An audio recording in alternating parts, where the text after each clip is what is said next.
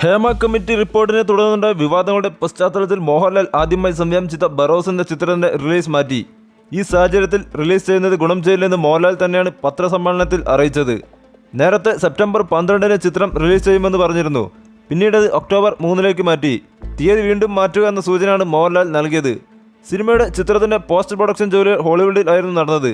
പിന്നണി ജോലികളെല്ലാം പൂർത്തിയായെന്ന് മോഹൻലാൽ അറിയിച്ചു. മോഹൻലാൽ നായകനാവുന്ന ഫാന്റസി ചിത്രമാണ് ബറോസ്. സംവിധാനത്തിനൊപ്പം ബറോസ് എന്ന ടൈറ്റിൽ കഥാപാത്രത്തെയാണ് മോഹൻലാൽ അവതരിപ്പിക്കുന്നത്. ജിജോ പൊന്നൂസ് എഴുതിയ ബറോസ് ഗാർഡിയൻ ഓഫ് ദി ഗ്രാമ ട്രഷർ എന്ന നോവലിനെ ആസ്പദമാക്കിയാണ് കഥ. ബറോസിന്റെ ഛായാഗ്രഹണം നിർവഹിച്ചിരിക്കുന്നത് സന്തോഷ് ശിവനാണ്. മായ, സീസർ, ഗുരു, സോമസുന്ദരം തുടങ്ങിയവരും ബറോസിൽ നിർണായക വേഷത്തിലെത്തുന്നു.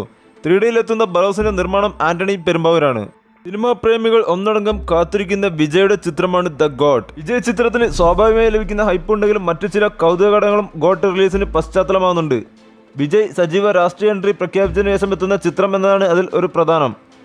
ഇനി ഒരു ചിത്രം കൂടിയേ ചെയ്യൂ എന്ന പ്രഖ്യാപനം ഗോട്ടിനായുള്ള ആരാധകരെ കാത്തിരിപ്പ് ഉയർത്തുന്നുണ്ട്. ഇപ്പോൾ ഇത് ചിത്രത്തിലെ കൗതുകകരമായ ഒരു ഡീറ്റെയിൽസ് റിലീസിന് മുമ്പേ പ്രേക്ഷകർ ഏറ്റെടുത്തിരിക്കുകയാണ്. വിജയ് കഥാപാത്രം ഓടിക്കുന്ന കാറിന്റെ നമ്പർ പ്ലേറ്റ് ആണിത്.